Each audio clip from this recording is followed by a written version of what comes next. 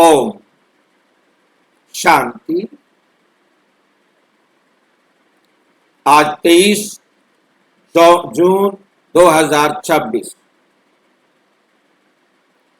आज की साकार मुरली रंगीन बड़े बड़े अक्षरों में पढ़ें, सुने और गहराई से मंथन करें। हम प्रतिदिन प्रातः 4 बजे, 6 बजे, शाम को 4 बजे, 8 बजे 4 बार मुरली मंथन करते हैं। आप सभी भी इस मुरली मंथन में साथी व सहयोगी बन सकते हैं, जिसके लिए इसी वीडियो के डिस्क्रिप्शन बॉक्स में गूगल मीट का लिंक दिया हुआ है, जिस लिंक के द्वारा चारों समय रोजाना अपनी सुविधा के अनुसार आप जुड़ सकते हैं। यदि आपको जुड़ने में कठिनाई हो रही है तो इसी वीडियो जो आप देख रहे हो, नीचे चलती हुई लाइन में व्हाट्सएप नंबर दिखाई दे रहा है। मैसेज करके आप लिंक मंगा सकते हैं, प्रश्न पूछ सकते हैं, आपका कोई सुझाव है तो सुझाव भी दे सकते हैं। इसके साथ साथ सबसे अच्छा, सबसे सहज साधन है, इस मोबाइल नंबर के बाद आप देख रहे हैं वेबसाइट www.brahmakumaris.bk ओम शांति। ब्रह्मा कुमारीज, कुमारी के साथ एस लगाना है, ब्रह्मा कुमारीज बीके ओम शांति। एक बार आपने पूरा लिखा बिना किसी गैप के तो आपको हर बार थोड़ा सा ही लिखने पर अपने आप दिखाई दे जाएगा, परंतु नोट ये करना है कि बीच में कोई गैप नहीं हो। ब्रह्मा कुमारी पूरा लिखा जाए, बीके ओम शांति लिखा जाए, सभी संभाल लेते, तो आपके सामने ये वेबसाइट खुल करके आ जाएगी। Brahma Kumaris welcome to the home of godly knowledge. उसके बाद आप देखेंगे परमपिता परमात्मा से पढ़ना आपका जन्म सिद्ध अधिकार है।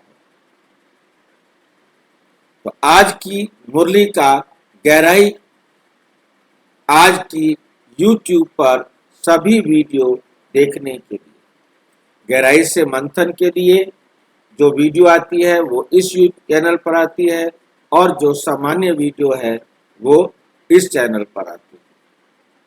जैसे अभी हम गहराई से मुरली का मंथन करेंगे तो अब ये इसके बाद अपलोड होगी, परंतु जो हमने सामान्य रूप से रिकॉर्ड की है वो ये वीडियो आपको यहाँ पर दिखाई देगी। दोनों चैनल में अंतर आपको समझ में आ रहा होगा। ये 30 तारीख की मुरली दिखाई दे रही है जो आपको सामने पहले हो गई।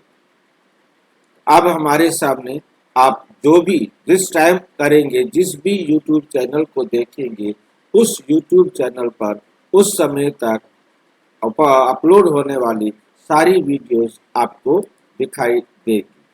आप जिसे भी देखना चाहें देख सकते हैं।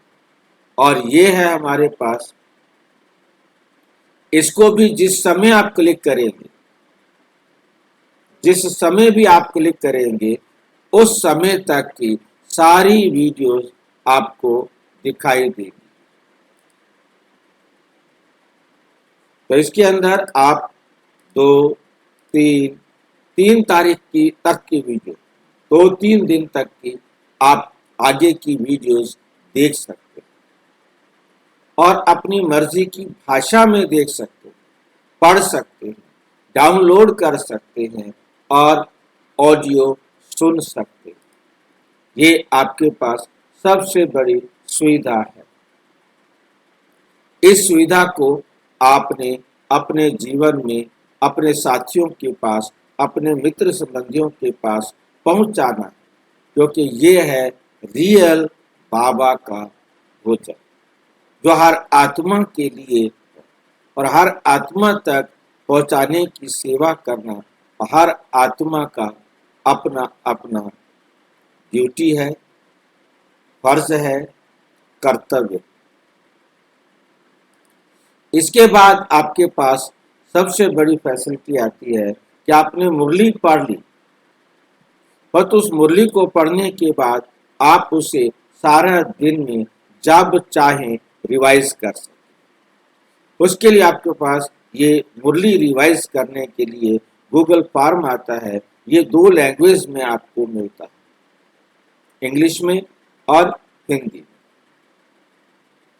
और इसमें ज्ञान, योग, धारणा, सेवा सभी सब्जेक्ट को कवर किया जाता है। उस मुरली के अनुसार पूछा जाता है, प्रश्न रिवाइज होते हैं, क्योंकि मुरली भी रिवाइज हो रही है, क्योंकि मुरली पहली बार नहीं आई।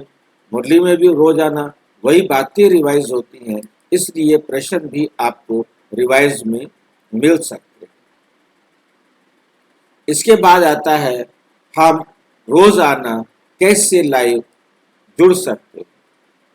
बहुत ही एकदम सहज है, आराम से आप एक क्लिक करेंगे, गेटिंग टू रेडी आएगा और दूसरा क्लिक करेंगे तो आप जुड़ जाएंगे।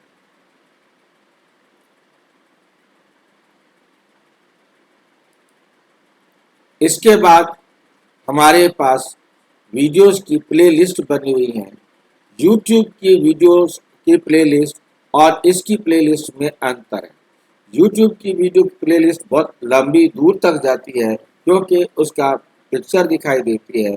यहाँ पिक्चर ना दिखाकर हमने सिर्फ टाइटल दिखाया है, जिसके कारण हम एक ही पेज पर सारी प्लेलिस्ट देख सकते हैं। और दूसरा, ये जो अ, इसके बाद आप जिस भी प्लेलिस्ट को खोलेंगे, आपको यूट्यूब वाली वीडियो भी मिलेगी और टेक्स्ट भी मिलेगा, जिसके आधार पर जैसे श्री कृष्ण का जन्म कब हुआ, हमने इसको क्लिक कर दिया, क्लिक करते ही ये खुलेगा तो सारी यूट्यूब की वीडियो भी दिखाई देंगी और उसके टेक्स्ट भी दिखाई देंगे, जिससे आप आसानी से उसका कोई भी हिस्सा, कोई उसके अंदर दूसरी तीसरी बात क्या है कि प्रश्न उत्तर भी दिए हैं छोटे छोटे, तो जिनके आधार पर आप उन प्रश्न उत्तर को भी उनसे पूछ सकते हो, जिनका जवाब देने में वो अटकेंगे, कहीं ना कहीं जरूर अटकेंगे। और उसके बाद जब वो अटकेंगे तो क्या होगा,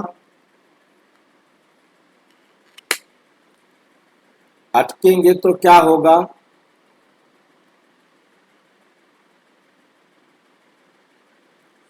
आपको बोलने का अवसर मिलेगा। अच्छा, ओम शांति।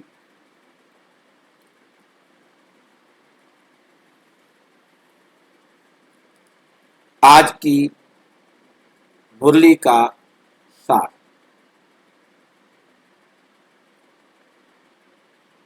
मीठा मीठा बाबा कहते मीठे बच्चे, इस समय तुम बाप के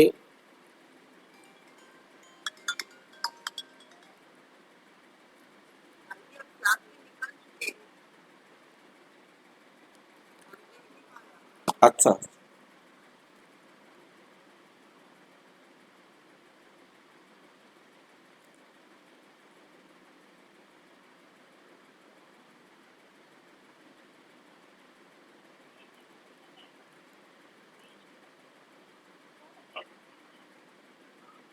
ओम शांति।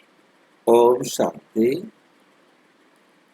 मीठे बच्चे, इस समय तुम बाप के ऊपर बलिहार जाओ।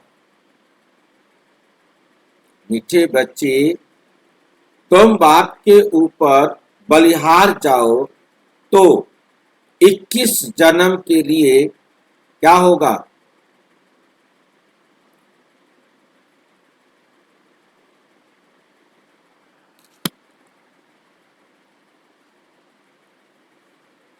तो 21 जन्मों के लिए तुम सदा सुखी बन जाएंगे। एक जन्म, 2 जन्म नहीं, पूरे 21 जन्मों के लिए तुम सदा सुखी बन जाएंगे। प्रश्न, ज्ञानी बच्चों को अपनी अवस्था ठीक रखने के लिए कौन सी आदत पक्की डालनी चाहिए?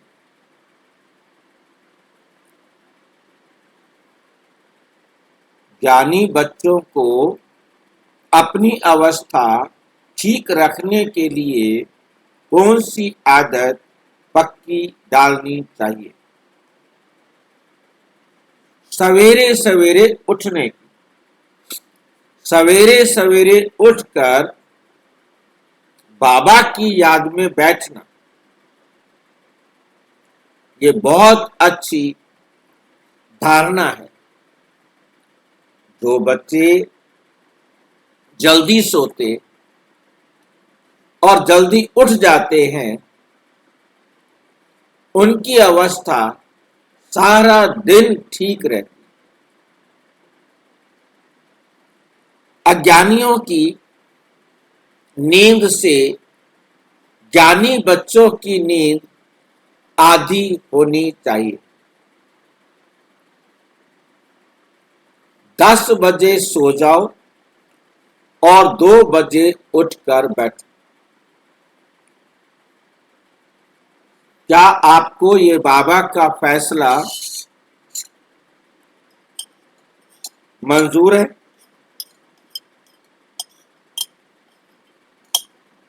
मंजूर है भाई जी, मंजूर है। ऐसा करके आपके जीवन दिनचर्या में कोई फर्क नहीं आएगा?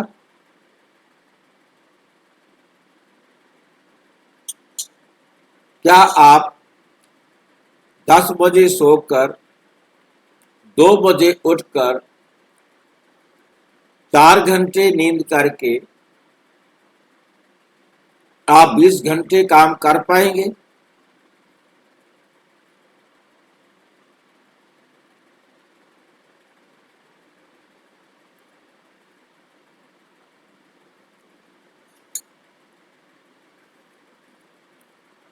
ये बाबा का फैसला ठीक है?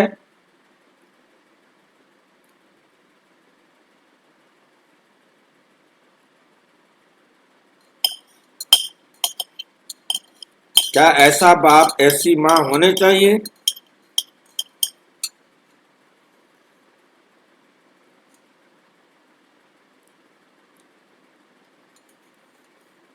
बाबा के इस पॉइंट से आप सहमत हैं? कहां तक सहमत है? कहां किसी कोर्ट में मुकदमा करना चाहते हैं?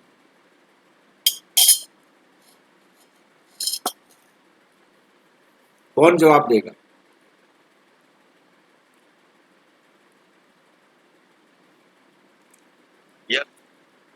हाँ जी, हाँ जी, कौन जवाब देगा? 2 बजे ठीक बता रहे हैं बाबा। 2:30 बजे तो हम उठते ही हैं। आप 10 बजे से 2 बजे तक सोकर 4 घंटे नींद करके क्या 20 घंटे काम कर सकते हो? करते हैं, डेली ना करते हैं।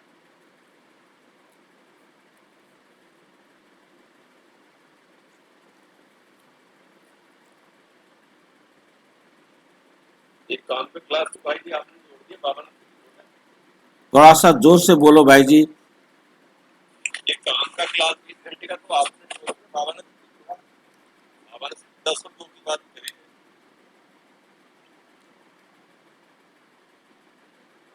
इतने घंटे 4 घंटे में नींद पूरी हो जाएगी?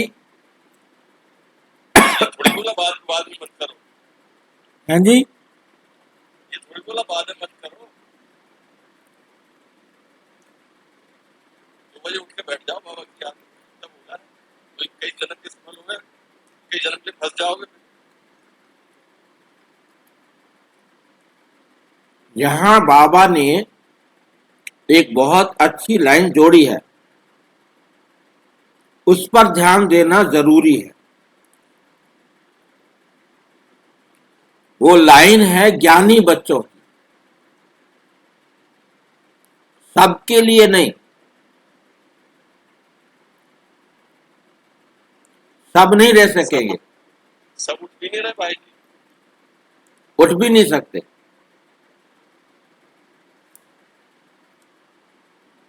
4 बजे भाई जी क्लास करते तो हम 4 ही बजे उठेंगे ना। क्योंकि उठ ही वो सकता है जो ज्ञानी बच्चा है, ज्ञानी बच्चा है जिसमें रिकॉर्डिंग है 2 बजे। और उसके बाद वो 20 घंटे काम भी कर सकता है।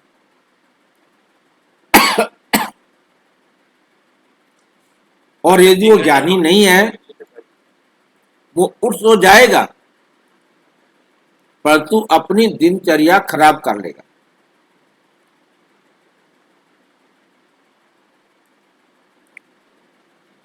इस बात को जो ध्यान से नहीं देखते और वो इसको फॉलो करते हैं, गलती उनकी है। इसकी ये एक पहचान है, मतलब जैसे 2 बजे या 2:30 बजे उठता है जो बंदा, मतलब वो जरा सा भी बैठ गया, जैसे काम कर रहा है, वो जरा सा भी बैठ गया उसको नींद आ जाएगी। इट मीन्स, ये मेरा प्रैक्टिकल आइडिया है। मैं जरा सा बैठ गया मेरे को नींद आ जाएगी। इसका मतलब नींद आ जाती है मेरे को। मैं जब बाइक चलाता हूँ ना मेरे को नींद आ जाती है बाइक। तो आप सोचिए ना, मतलब यही बात आपको पता लगेगी कि मेरे में कहीं ना कहीं कमी है, मैं परफेक्ट नहीं हूं। इसलिए शब्द देखना है, ज्ञानी तू आत्मा माना, जिसने इस अवस्था को प्राप्त कर लिया है कि अब वो बाप समान हलचल में नहीं आता, बाप समान साक्षी दृष्टा होकर रहता है। जिसका एग्जाम्पल मम्मा ने प्रैक्टिकल में दिया। किसी प्रोग्राम से रात को लेट 12 बज गए होंगे लगभग, पहुंचे तो मम्मा ने जो साथ में आए थे उनको डायरेक्शन देते हुए कहा कि आप सवेरे 4 बजे योग में नहीं आएंगे,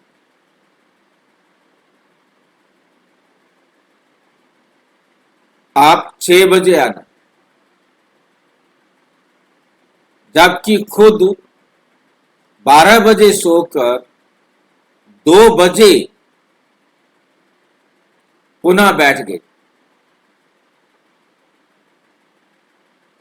पूछा, मम्मा आपने हमें तो कहा कि आप नहीं आना, आप क्यों बैठ गए? मम्मा ने कहा कि मैं अपनी नींद योग में एक्यूरेट याद में पूरी कर लेती।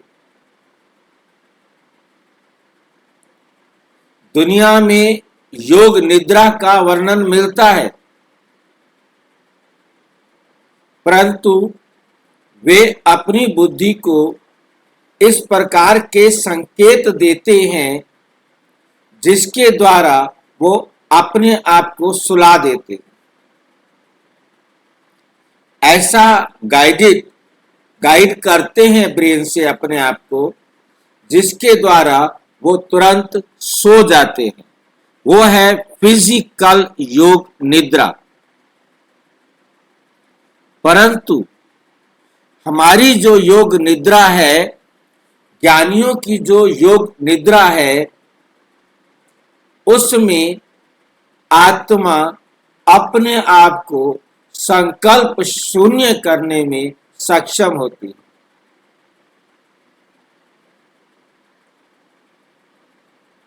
आप जितनी देर संकल्प शून्य होंगे उतनी फास्ट हमारी बॉडी रिकवरी करती है, जो नींद में रिकवरी होनी चाहिए, जिसके लिए आप देखते हैं एक नैप, जिसको कहते हैं पावरफुल नैप, 5 मिनट की 10 मिनट की भी आ जाए तो हम फुल ऑफ एनर्जी हो जाते हैं। वो नैप हमें कुछ समय के लिए फुल ऑफ एनर्जी कर देती है, परंतु रियल योग, देह से न्यारा होने का योग, संकल्प शून्य के नजदीक पहुंचने का योग, जो चार्जिंग 4 घंटे में होनी है वो 4 मिनट में कहें, 5 मिनट में कहें, 10 मिनट में कहें, 15 मिनट में कहें, जो घंटों का काम है वो मिनटों में हो सकता है। इसलिए मम्मा ने कभी भी अपना समय चेंज नहीं किया और मम्मा के चेहरे से कभी भी खुशी गायब नहीं हुई, कभी भी एक्यूरेसी में मिस्टेक नहीं हुई।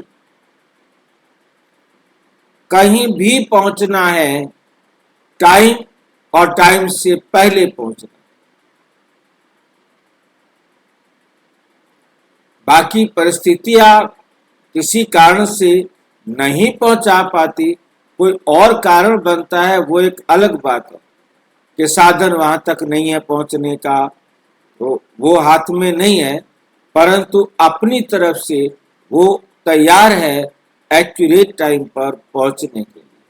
और ये एक्यूरेसी का प्रैक्टिकल एग्जाम्पल मम्मा,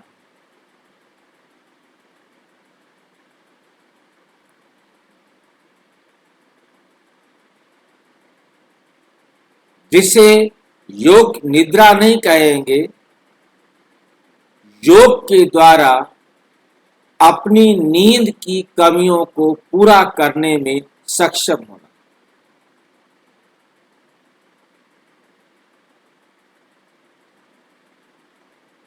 तो अपने आप को हठ नहीं करना है। आपकी जितनी सामर्थ्य है अपनी सामर्थ्य को देखते हुए नींद पूरी करनी है।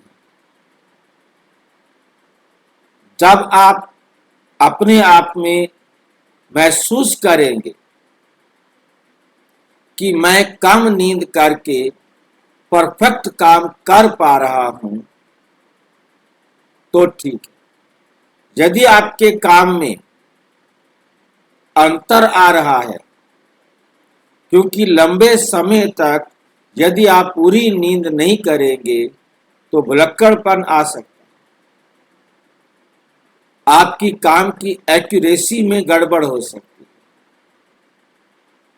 फिजिकल शारीरिक रूप से कुछ कमियां आ सकती। इसलिए डरना भी नहीं है, मैं डराना नहीं चाह रहा हूं, परंतु परफेक्ट योग को अच्छी तरह से समझें। आप यदि देह से न्यारे होने के अभ्यासी बन रहे हैं तो आपकी ये योग्यता जो नींद की कमी पूरी करने वाली है वो हेल्पफुल होगी। आप जो एनर्जी नींद करके प्राप्त करते हैं, शरीर को पुनः रिवाइव कर लेते हैं, ऐसे ही योग के द्वारा भी आप रिवाइव हो जाते हैं।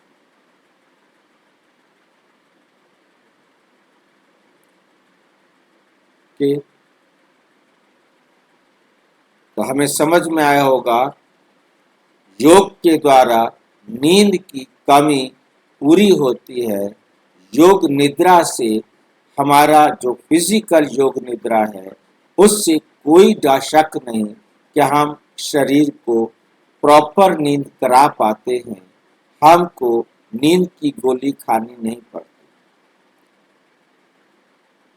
परंतु योग के द्वारा नींद की गोली तो खानी नहीं पड़ती और कम समय में अधिक एनर्जी भी हम अपने में रिवाइव कर पाते, पुनर्जीवित कर पाते या पुनर्स्थापित कर पाते। गीत। मुझको सहारा देने वाले तेरा शुक्रिया। ओम शांति। बच्चे सब सन्मुख बैठे हैं तो जानते हैं हम जीव आत्माएं हैं। यहाँ तो जीव आत्माएं होंगी ना। जब आत्मा को शरीर नहीं है तो उसे क्या कहेंगे? नंगी कहेंगे। क्यों कहेंगे? क्योंकि उसके पास अंग है ही नहीं। परंतु कितनी कमाल की बात है कि हम देह भान में आने के कारण, देह अभिमान में होने के कारण नंगी का अर्थ समझते थे वस्त्र नहीं। ये भी क्यों आया? ये भी इसलिए आया क्योंकि हमने ही ये प्रचार किया कि शरीर आत्मा का वस्त्र है। आत्मा एक शरीर रूपी वस्त्र को त्यागती है और दूसरा शरीर रूपी वस्त्र ले लेती है। एक शरीर रूपी वस्त्र त्यागती है और दूसरा शरीर रूपी वस्त्र ले लेती है। तो हमने शरीर को वस्त्र ना होने पर नंगा समझा, जबकि ना अंगे, बिना शरीर के आत्मा नंगी है, ना अंगी है, अंग तो है ही नहीं उसके पास। इसी बात को आगे वाले नहीं समझ पाए। उन्होंने कृष्ण को भगवान और फिर भगवान की बातें कृष्ण के साथ जोड़ने का प्रयास किया और एक मन गढ़ंत कहानी गढ़ दी कि वो गोपियों के वस्त्र उठाकर बैठ गया। वास्तव में परमात्मा कहते, बच्चे ये मेरी बात है, मैं तुम सब आत्माओं को अपने पास ना अंगे आने का निमंत्रण देता, क्योंकि तुम बिना अंगों वाली आत्माएं मेरे साथ परम धाम अपने घर में रहते थे, जो हम सब का विश्राम आलय है, वह हम सब का वेटिंग रूम है। अंग्रेजी में उसको वेटिंग रूम कहेंगे, हिंदी में उसको विश्राम आलय कहेंगे। हम आत्माओं के बाप का घर है।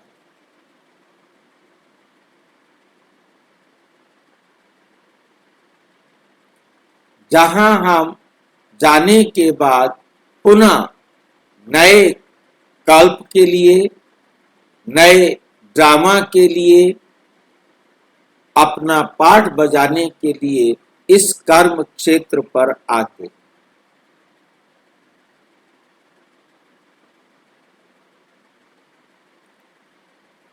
तुम तो शरीर के साथ बैठे हो। आत्मा व परमात्मा जब तक शरीर में ना आए तो बोल ना सकते, ना आत्मा बोल सकती है और ना शरीर बोल सकती। तुम जीव आत्माएं जानती हो, अब बाप के सन्मुख बैठे हूबहू जैसे 5000 वर्ष पहले सन्मुख आए थे। बच्चे जरूर बाप से वर्षा ही लेंगे। जानते हैं हम अपने परम पिता परमात्मा बेहद के बाप के सन्मुख बैठे। क्यों बैठे हैं भाई? सवेरे सवेरे नींद नहीं आती है आपको? या लोभी हो? बाप से बेहद का वर्षा लेने के लिए सवेरे सवेरे ज्यादा से ज्यादा ले ले में लूट ले में लूट सके तो लूट गाते आए जो। जैसे स्कूल में समझते हैं हम टीचर द्वारा इंजीनियरिंग बैरिस्ट्री सीखते हैं, ये एम ऑब्जेक्ट रहती।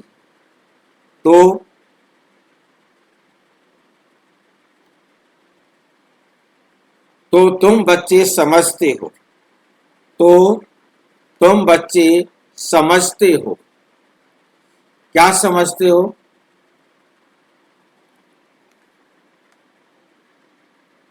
परम पिता परमात्मा हमको ब्रह्मा के तन से, परम पिता परमात्मा हमको ब्रह्मा के तन से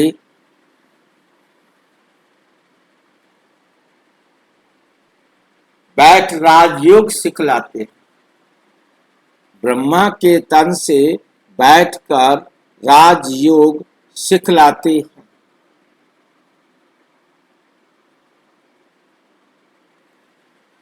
भगवानोवाच,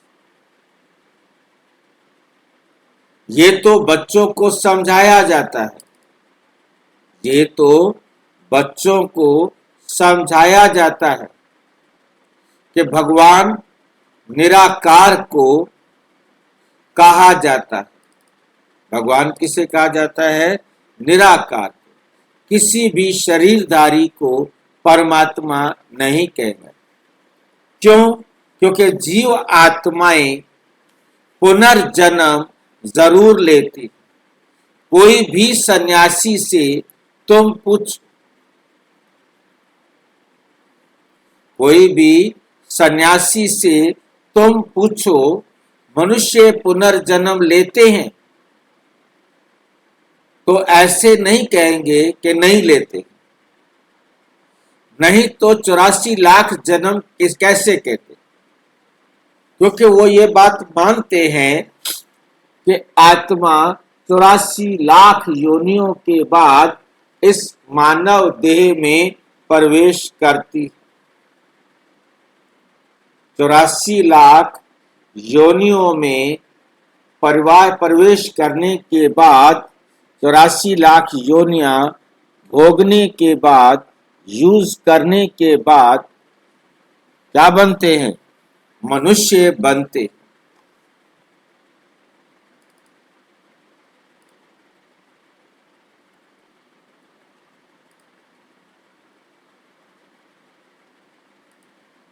तुम पुनर्जन्म को मानते हो, ये तो बरोबर है। सारे बाकी दूसरे धर्मों की बात नहीं करेंगे, परंतु सनातन धर्म में, हिंदू धर्म में या भारत के अंदर जो प्राचीन धर्म के रूप में चले आ रहे हैं, वे अपने को हिंदू मानते हैं।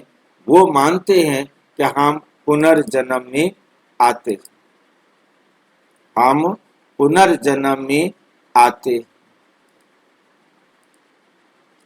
ये तो बरोबर है। आत्मा संस्कार अनुसार एक शरीर छोड़ फिर दूसरा शरीर लेती। बाबा ने ये संस्कार शब्द क्यों यूज किया?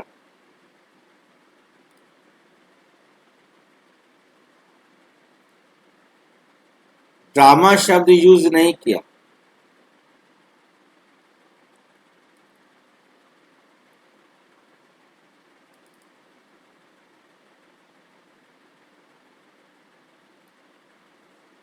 ड्रामा शब्द बेहद का शब्द है और संस्कार शब्द इंडिविजुअल हो जाता है, व्यक्तिगत हो जाता है।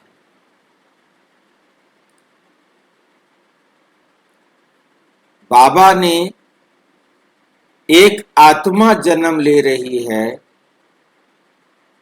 उसके जो संस्कार हैं उसी अनुसार उसका नया जन्म बनता है।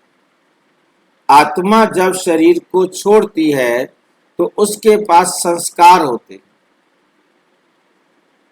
जिनको वो लेकर जाती है,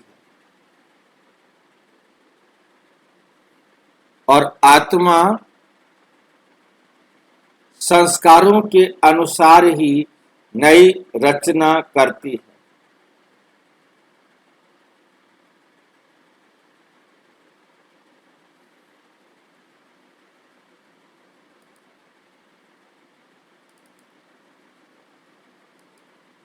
क्योंकि जो संस्कार उसके बराबर हो जाते हैं वो संस्कार हम सब जानते हैं कि मर्ज हो जाते हैं, बाकी वही संस्कार रह जाते हैं जिनका आगे पार्ट है।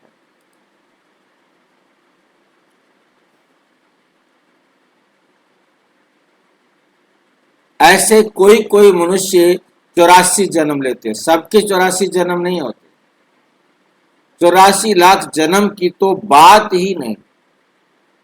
पहला जन्म जरूर बहुत अच्छा होगा, लास्ट जन्म ची तमो प्रधान। 16 कला से फिर धीरे धीरे 14 कला, 12 कला, 2 कलाएं क्यों लिख दी, 14 भी लिख दिया और 12 भी लिख दिया।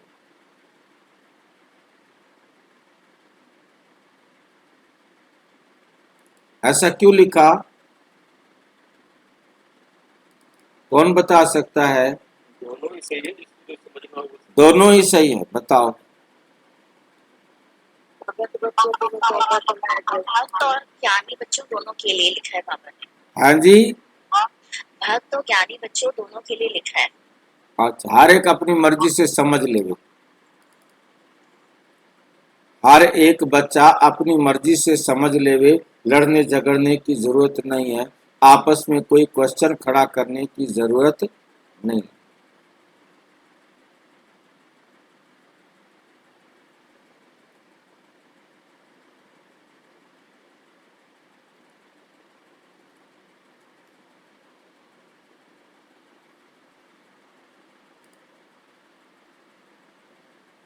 पुनर्जन्म जरूर लेते हैं, पूछना चाहिए।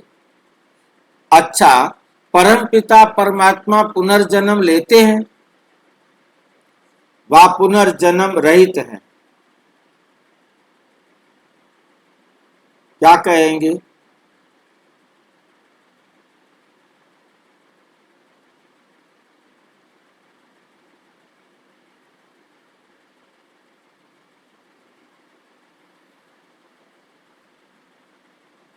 वो क्या कहेंगे? आप यदि भगत होते तो क्या कहते हैं, परमात्मा पुनर्जन्म लेते हैं या नहीं लेते?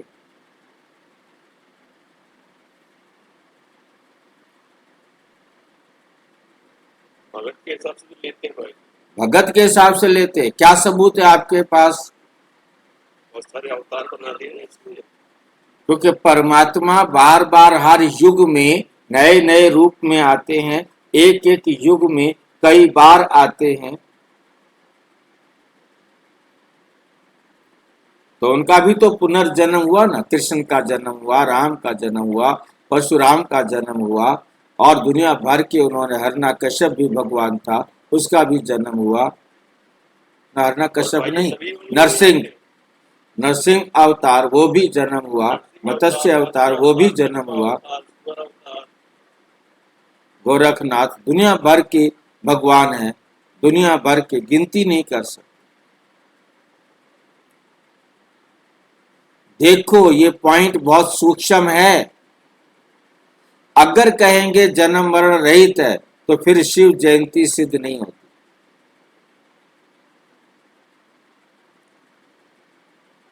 शिव जयंती भी यह बताती है कि परमात्मा का जन्म होता है। कहेंगे शिव जयंती तो मनाई जाती है, समझाया जाता है, हाँ शिव जयंती है, परंतु जन्म के साथ फिर मरना के जिसे कहा जाता है वो नहीं। अगर मरे तो फिर पुनर्जन्म ले। पॉइंट अपनी बुद्धि में याद रखना है।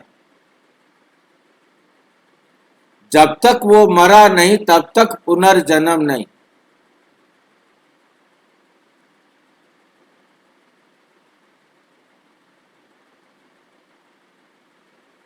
ये तो अलौकिक बोलते भाई, हाँ जी, ये अलौकिक बोलते। पॉइंट समझ में आया ना। बाबा कहते मैं कल्प में एक बार आता हूं। ये लाइन जब मैंने पढ़ी तो डॉक्टर साहब ने कहा भाई जी फिर डेट क्यों लिखी है? इसमें लिखा है उस डेट को आए, और आप सुनाते हो कि आज बाबा मधुबन में आए थे और अव्यक्त हुए। उसके बाद आप 15-20 दिन बाद फिर कहते हो आज आए थे। तो इसके बीच में तो वो नहीं है ना, रहे तो नहीं ना, आए थे तो चले भी गए थे, विदाई भी करके गए, विदाई के नमस्ते भी दे के गए। ये आपकी खिचड़ी हमारे समझ में नहीं आती।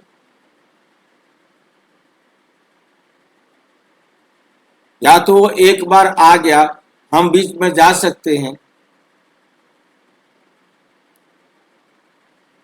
उसका जवाब बाबा दे रहे हैं मेरा मरना नहीं हुआ।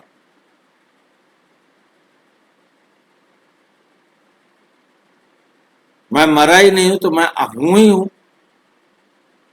क्लास छोड़ के बाद चला गया, हाँ जी, क्लास छोड़ के बाद चला गया, क्लास की और चले गए आगे क्लास कराने के लिए। चला गया, फिर पढ़ाने आ जाएगा। मेरा शरीर तो चल रहा है ना, मेरा शरीर नहीं, ब्रह्म जिस शरीर को मैं चला रहा हूं वो शरीर मरा तो नहीं है ना, वो मेरा शरीर नहीं है। मैं केवल आता जाता हूं, और मैं आ गया तो आ ही गया, पढ़ा ही रहा हूं ना, सारा दिन पढ़ाता तो नहीं रहूंगा ना। ऐसा है,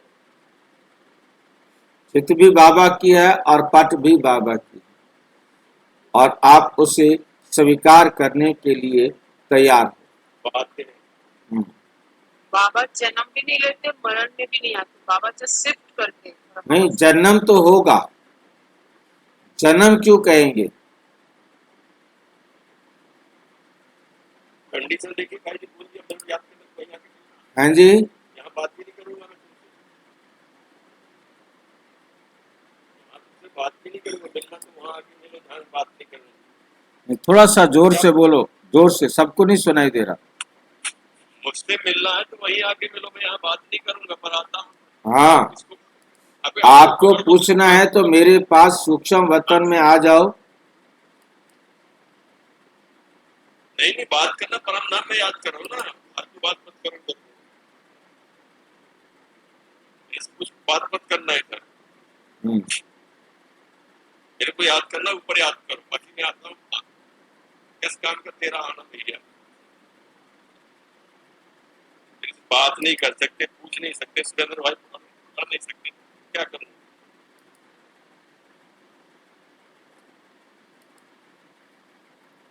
चलो, अगर मरे तो फिर पुनर्जन्म ले। बाप कभी पुनर्जन्म नहीं लेते हैं। वे इस तन में एक ही बार आते हैं बस, फिर पुनर्जन्म में नहीं आते। परम पिता परम आत्मा पुनर्जन्म रहित है, वे कभी सतो प्रधान से तमो प्रधान नहीं बनते। आत्माएं तो, हाँ जी, भैया ने बोले है जो मेरे से मिलने हो तो ऊपर आ जाओ, इसका मतलब क्या है? जोर से बोलो थोड़ा बहन जी। भाई जी ने बोले है अभी जो मेरे से मिलना है तो बाबा ने कहा ऊपर आ जाओ, इसका मतलब क्या है? इसका मतलब है अपने आप को सूक्ष्म वतनवासी बनाओ। आकारी शरीर में आकर सूक्ष्म वतन में या निराकारी अवस्था में परम धाम। तो निराकारी अवस्था में हमें परम धाम जाना पड़ेगा, वो तो हम फाइनल में जाएंगे, है नहीं, परंतु हमें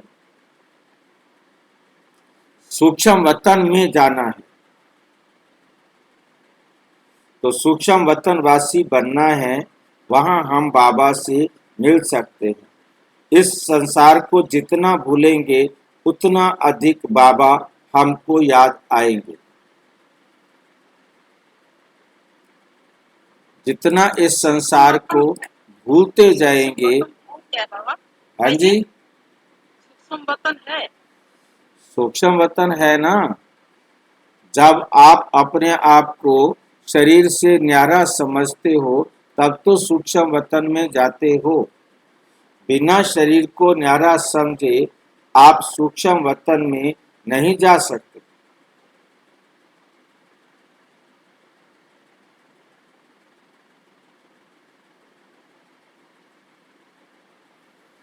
आप सूक्ष्म वतन में नहीं जा सकते। परमात्मा से मिलने के लिए, इस संसार से न्यारा होने के लिए ये बहुत जरूरी है। सूक्ष्म बदन का कॉन्सेप्ट क्लियर नहीं है भाई जी। हाँ जी, सूक्ष्म बदन का कॉन्सेप्ट क्लियर नहीं है।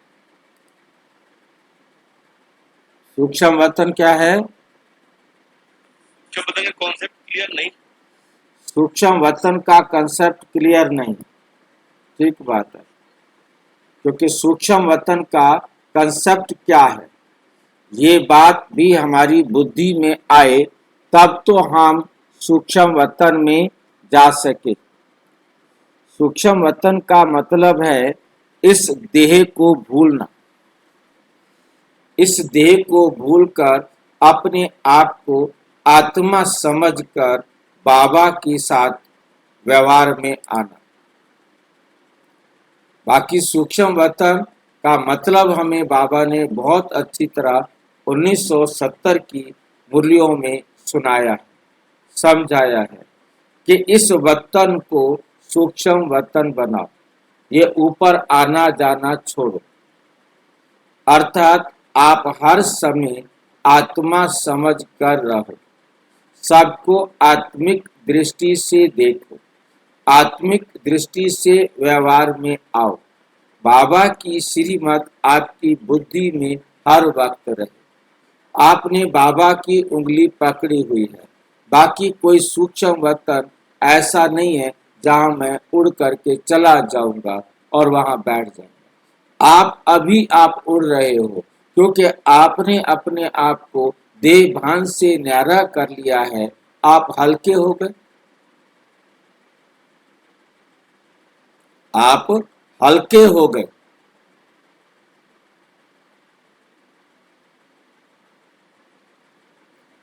वे कभी सतो प्रधान से तमो प्रधान नहीं बनते। आत्माएं तो सब जन्म मरण में आते आते पतित बन जाती हैं, फिर बाप आते हैं पावन बनाने। इससे सिद्ध होता है आत्मा ही पतित होती है, आत्मा घर से पावन आती है, फिर माया पतित बना देती।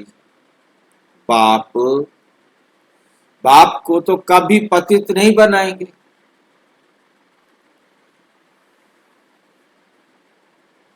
बाप तो कभी पतित नहीं बनाएंगे। बाप कभी भी बच्चों को गंदी मत नहीं दे सकते।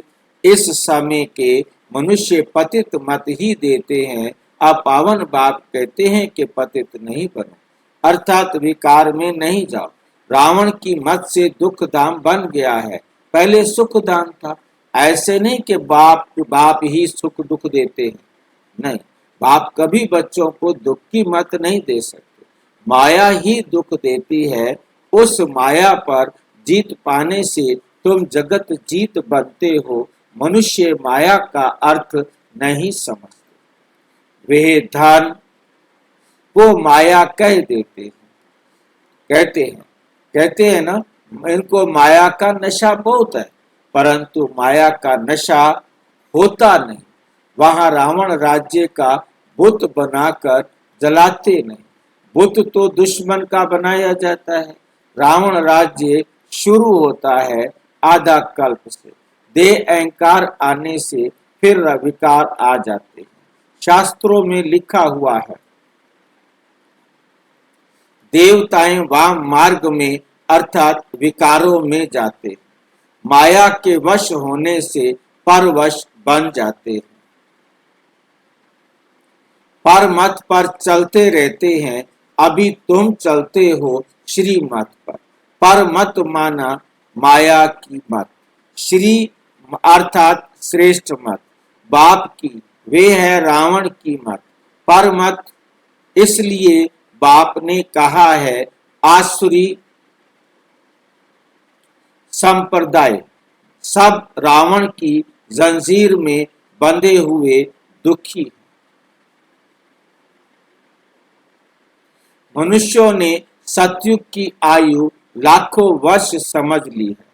तुम तो हिसाब बताते हो 5000 वर्ष कैसे?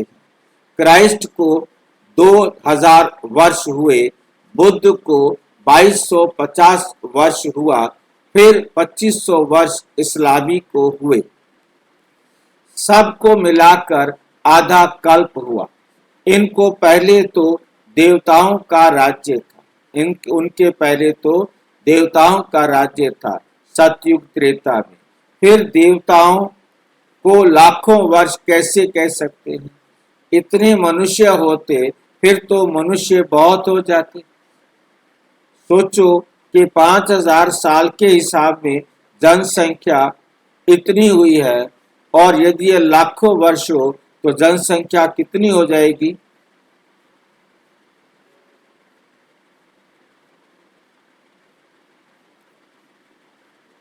इतने मनुष्य होते फिर तो मनुष्य बहुत हो जाते। इतने तो है नहीं, 5000 वर्ष में ही करोड़ों मनुष्य हो जाते हैं। कहते भी हैं क्राइस्ट के 3000 साल पहले भारत में आदि सनातन देवी देवता धर्म था। 5000 वर्ष पूरे हो जाते हैं, नाटक पूरा तो होता है ना। इन बातों को कोई जानते नहीं। मैं जो हूं, जैसा हूं, ये चक्र फिरता रहता है। कोई जान ना सके, कोई जान नहीं सकता। बाप ही समझाते हैं। यह है गीता एपिसोड। बाप ने आकर सहज राज योग सिखाया था। बाबा बूढ़ियों को भी समझाते हैं कि ये बहुत सहज बात है। सिर्फ बाप और वर्षे को याद करना, सिर्फ बाप और वर्षे को याद करना है। बच्चा पैदा हुआ, गोया वारिस पैदा हुआ। तुम समझते हो हम बाप के वारिस हैं। 5000 वर्ष बाद फिर से मिलने आए हैं। ये बड़ी गुप्त बातें हैं। बाबा पूछते हैं आगे कभी मिले हो? कहते हैं हाँ बाबा। आत्मा इस मुख द्वारा कहती है हम 5000 वर्ष पहले आपसे मिले थे। आप इस तन द्वारा शिक्षा देने आए थे। जो पक्के पक्के बच्चे हैं समझते हैं हम बाबा से बेहद का वर्षा लेने बैठे। हम बेहद के बाप के बने हैं ब्रह्मा द्वारा। बाप कहते हैं मुझे पहचानते हो? मैं तुम्हारा बाप हूं। तुम कहेंगे हाँ बाबा, हम आत्माओं के आप परम पिता परम आत्मा बाप हो। बाप भी कहते हैं तुमको हमने स्वर्ग में भेजा था, वर्षा दिया था, फिर माया ने छीन लिया। फिर माया ने छीन लिया। फिर मैं अब देता हूं। फिर अब मैं देता हूं। माया वर्षा छीनती है, बाप दिलाते हैं। ये अनेक बार खेल हो चुका। ये अनेक बार खेल हो चुका है, होता रहेगा। अंत नहीं है। बाप के बनते हैं, फिर कोई सगे, कोई लगे, कोई सोतेले, कोई मातेले बनते। कच्चे पक्के तो हैं ना, पक्कों को भी कभी माया एकदम जीत लेती है। बच्चे कहते हैं, बाबा हम जब तक जिएंगे आपसे वर्षा लेते रहेंगे। विकर्मों का बोझा सिर पर बहुत है, तो जितना तुम याद में रहेंगे उस योग अग्नि से तुम पाप आत्मा से पुण्य आत्मा बनते जाएंगे। आग चीज को पवित्र करती है, तुम्हारी है योग अग्नि। ये बेहद का यज्ञ है, बेहद के सेठ ने बेहद का यज्ञ रचा है। इतने वर्ष कोई भी यज्ञ चलता नहीं। 7-8 रोज व 1 मास के लिए यज्ञ रचते हैं। तुम्हारा ये यज्ञ तो कितने वर्षों से चल रहा है। बाप तो सुनाते रहते हैं, बाप कहते हैं भूल मत जाना, सिर्फ मुझे याद करो तो तुम्हारे जन्म जन्मांतर के विकर्मों का बोझा कटता जाएगा। भगवानोवाच, मुझ अपने बाप को याद करो। जरूर आया हुआ है, जरूर आया हुआ है। बाप तो कहते हैं, बाप तो कहते हैं ना, बाप कहते हैं अब तुमको वापस जाना है, अब तुमको वापस जाना है। तुम्हारी आत्मा इस समय बहुत पतित है। अब तुम जानते हो योग से हम पावन बनते जाएंगे। तुम्हारी तो प्रतिज्ञा है कि आप जब आएंगे तो और संग तोड़ तुम संग जोड़ेंगे, तुम पर वारी जाएंगे। स्त्री पुरुष पर और पुरुष स्त्री पर बलिहार जाते हैं। यहाँ है बाप पर बलिहार जाना। याद में एक दूसरे पर बलिहार जाते हैं ना। अब बाप कहते हैं तुमको कोई मनुष्य पर बलिहार नहीं जाना। तुम्हारी प्रतिज्ञा है आप पर बलिहार जाऊंगी। हे बाबा आप इस धरती पर आओ, मैं आप पर बलिहार जाऊंगी। आप हमारे पर बलिहार जाओ तो 21 जन्म तुमको सदा 21 जन्म तुमको सदा सुखी बनाऊंगा। कितना भारी वर्षा है, श्रीमत से तुम श्रेष्ठ बनेंगे, ये भूलो मत। लक्ष्मी नारायण का चित्र भी घर में रख दो। हम बाप से ये वर्षा ले रहे हैं। बाप परम धाम से आए हुए हैं, परंतु माया चील भी कम नहीं, सबकी बात नहीं है, परंतु नंबरवार है। कोई तो एकदम भूल जाते, कोई तो एकदम भूल जाते हैं कि हम बाप से वर्षा लेते हैं। यहाँ बैठे हैं तो नशा चढ़ता है, यहाँ से बाहर निकला और भूला, फिर सुबह को रिफ्रेश होते हैं, फिर सारा दिन भूल जाते हैं। 4-5 वर्ष रहकर अच्छी सर्विस करने वाले भी आज देखो नहीं है। कुछ अवज्ञा की है तो माया ने जोर से थप्पड़ मारा और चले गए। बाबा कह देते हैं चढ़े तो चाखे वैकुंठ रस, प्रेम रस गिरे तो चकनाचूर। देखते हो कैसे चकनाचूर हो जाते हैं, वैकुंठ में तो जरूर चलेंगे, परंतु पद तो नंबरवार है। भल वहां सब सुख रहते हैं, वहां सब सुखी रहते हैं, फिर भी मर्तबे तो है ना। स्कूल में मर्तबे पाने के लिए ही तो पुरुषार्थ करते हैं, ऐसे नहीं कि प्रजा ही सही, जो तकदीर में होगा नहीं। इसको तमो प्रधान पुरुषार्थ कहा जाता है। जो इस प्रकार से करते हैं उन्हें क्या कहा जाता है? तमो प्रधान पुरुषार्थ कहा जाता है।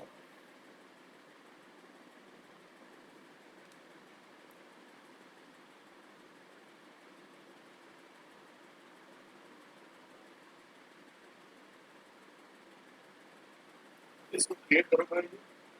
सतो प्रधान उनको कहेंगे जो बाप से पूरा पूरा वर्षा लेते हैं, जो बाप से पूरा पूरा वर्षा लेने की प्रतिज्ञा करते हैं, उनको कहेंगे सतो प्रधान। और जो नहीं लेते हैं तो वो अपने आप ही तमो प्रधान हो गए। पूरा वर्षा लेने की प्रतिज्ञा करते हैं, ये घोड़दौड़ है। सभी नंबर 1 तो नहीं, क्योंकि नंबर 1 की तो सीट एक फिक्स है। उनको कहेंगे नंबर 1 नहीं जाएंगे, ये ह्यूमन रेस है। तुम चाहते हो कि हम जल्दी शिव बाबा के गले में पिरो जाएं। उनको याद करना पड़े, उनको याद करना पड़े। सारा मदार याद पर है। माया विघन ऐसे डालती है जो एकदम रेस से निकल जाती है। माया विघन ऐसे डालती है जो एकदम रेस से निकाल देती है। तुम्हारी ह्यूमन रेस आत्मा कहती है हम बेहद दुखी हुए हैं, शरीर लेते लेते बहुत तंग हुए हैं। कहते हैं अब जाएं बाबा के पास। बाबा ने युक्ति तो बताई है।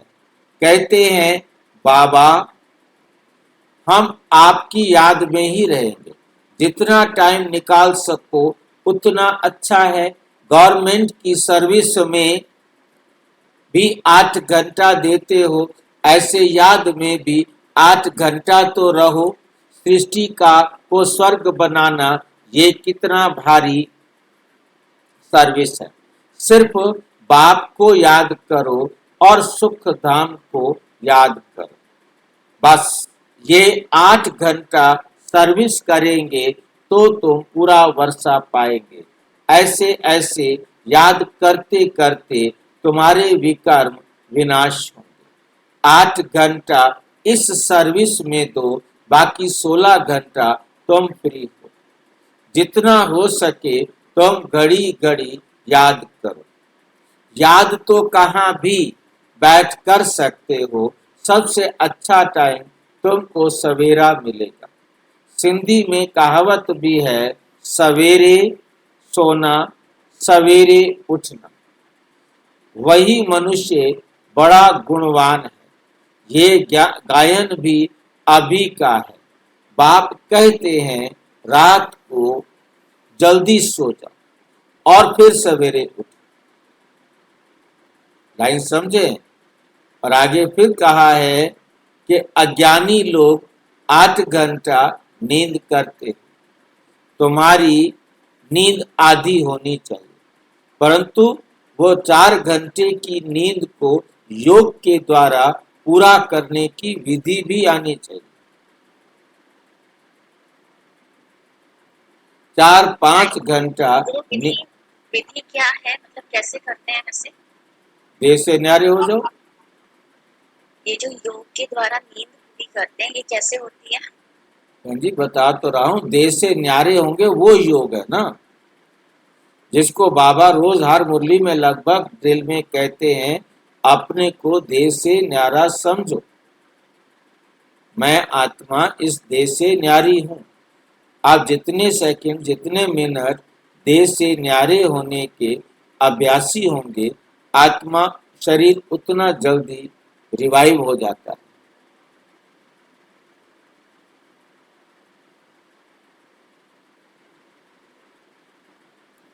परंतु तुम कर्म योगी हो ना, रात को 10 बजे सो जाओ। कर्म योगी का मतलब तुम्हारा हर कर्म बाबा की श्रीमत पर हो रहा है, बाबा की श्रीमत पर हो रहा है। आपको सोचने पर अपनी एनर्जी खर्च नहीं करनी पड़ रही है। हाँ भाई, जिसका भी साइंटिफिक रीजन है, क्योंकि जब हम योग में रहते हैं निरंतर, तो हमारा एनर्जी ज्यादा वेस्ट थॉट में नहीं जाता ना। हाँ, तो हमारी एनर्जी, क्योंकि वेस्ट थॉट, नेगेटिव थॉट जो सारा दिन चलते हैं, वो हमारी एनर्जी को नष्ट करते हैं। अब उसको फिर से भरने के लिए पूरी नींद चाहिए। पूरी नींद नहीं करेंगे तो क्या होगा? आप अपने काम में परफेक्ट नहीं हो सकते। आपके काम ऑटोमेटिक गड़बड़ होने शुरू हो जाएंगे।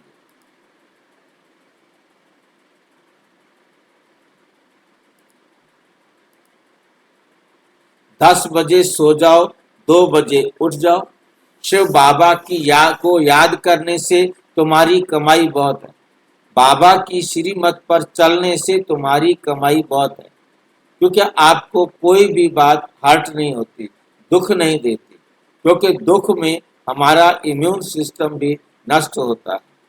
दुख में हम भी अपनी एनर्जी को ऐसा महसूस करते हैं जैसे खत्म हो गया सब कुछ, एकदम निढाल हो जाते हैं। याद करने से तुम्हारी कमाई बहुत है। तुमको हेल्थ वेल्थ दोनों ही मिलेगी। अच्छा, 2 बजे नहीं तो 3 बजे उठो। यदि आपका शरीर अलाउ नहीं कर रहा है तो बाबा ने छुट्टी दी है, 3 बजे उठ जाओ, 4 बजे उठो। फर्स्ट क्लास समय वो है। शांत रहते हैं, शांति रहती है, सब अशरीरी बन जाते हैं। उस समय सन्नाटा बहुत होता है। अमृत वेले की याद अच्छी असर करती है। हाँ जी, 4 बजे तक के समय फर्स्ट क्लास कैटेगरी। आवाज नहीं आ रही भाई जी, नजदीक होके बोलो। 4 बजे तक के समय बाबा ने फर्स्ट क्लास कैटेगरी में डाल दिया मैंने। 2 बजे फर्स्ट क्लास, 3 बजे सेकंड क्लास, 4 बजे थर्ड क्लास। आपने 4 बजे तक का फर्स्ट क्लास लिख दिया ना, फर्स्ट क्लास है ये, तो है कैटेगरी वाला बात। मेन बात है कि जो बच्चे बाबा की श्रीमत पर अपने आप को चलाते हैं, वो ऐसा कर सकते हैं, परंतु अपनी सामर्थ्य को भी जरूर देखें। यदि काम गड़बड़ होने लगे तो नींद को बढ़ा लेना है। ये नहीं कि आपने दूसरे का तो चेहरा लाल था क्योंकि खून था, अब हमारे चेहरा लाल नहीं है तो अपने आप को थप्पड़ मार के लाल कर ले, ऐसा नहीं करना।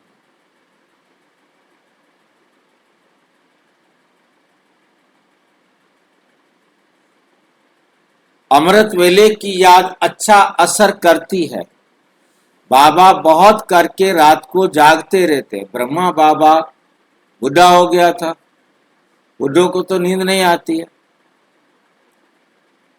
क्योंकि उनके सारी टेंशनें, सारी चिंताएं खत्म हो जाती हैं।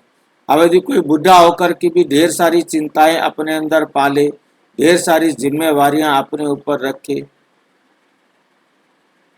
ब्रह्मा बाबा ने 350-400 भाई बहनों का हेड होते हुए कभी टेंशन अपने माथे पर नहीं रखी, इसलिए वो कम नींद में ही अपना काम कर लेते। अब ज्ञानी जो अभी बूढ़े हैं, उनको तो 10 किस्म का टेंशन रहता है। ऐसा हालत है अभी के जो लोग। सूक्ष्म सर्विस में थकावट नहीं होती। कमाई से तो खुशी होगी, तुम बच्चे सवेरे उठ अपनी अविनाशी कमाई करते रहो।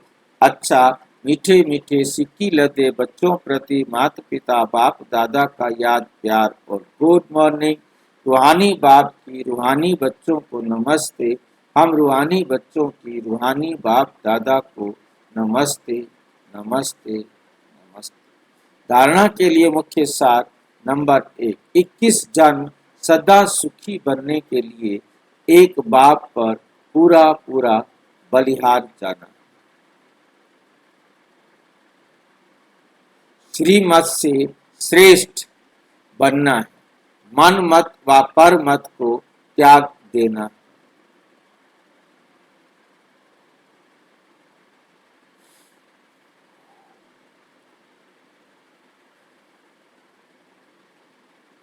सवेरे सवेरे उठकर याद में बैठ कमाई करनी है। सृष्टि को स्वर्ग बनाने की सर्विस कम से कम 8 घंटा जरूर करनी है। वरदान, समय और संकल्प सहित अपने सर्व खजानों को विल करने वाले मोह जीत भाव। जैसे बच्चों को सब कुछ विल किया जाता है, ऐसे आप लोग भी बाप को अपना वारिस बनाकर सब कुछ विल कर दो तो विल पावर आ जाएगी। ऐसे विल पावर से मोह स्वतः नष्ट हो जाएगा। जैसे साकार बाप ने पूरा ही अपने को विल किया, वैसे आप लोगों की जो स्मृति संकल्पों का खजाना है उसे विल करो, अर्थात श्रीमत प्रमाण सेवाओं में लगाओ, तो मोह जीत बंधन मुक्त बन जाएंगे। स्लोगन, 1-2 का स्नेही बनने के लिए सरलता और सहनशीलता का गुण धारण करो। ये अव्यक्त इशारे सदा हर्षित रहने के लिए अपनी नेचर को सरल बनाओ, सहनशील बनो। बाप दादा का वरदान है, सदा खुश रहो, खुशी का खजाना बांटो, खुशी की लहर सर्व में फैलाओ। आपके चेहरे पर सदा खुशी की मुस्कुराहट चमकती रहे। ऐसे हर्षित मुख रहो। इसके लिए बोल में मधुरता, संतुष्टता, सरलता की नवीनता अवश्य हो। ब्राह्मण आत्माओं के बोल साधारण बोल ना हो। हर कर्म में ऐसी नवीनता हो जो हर एक उससे प्राप्ति का अनुभव करे। अच्छा, ओम शांति। और विस्तार से जानने के लिए प्रजापिता ब्रह्मा कुमारी ईश्वरीय विश्वविद्यालय के किसी भी सेवा केंद्र पर संपर्क करें। और यदि कोई प्रश्न है तो 9213106986 पर केवल टेलीग्राम करें। 9650692270 पर केवल व्हाट्सएप करें, फोन नहीं। ओम शांति।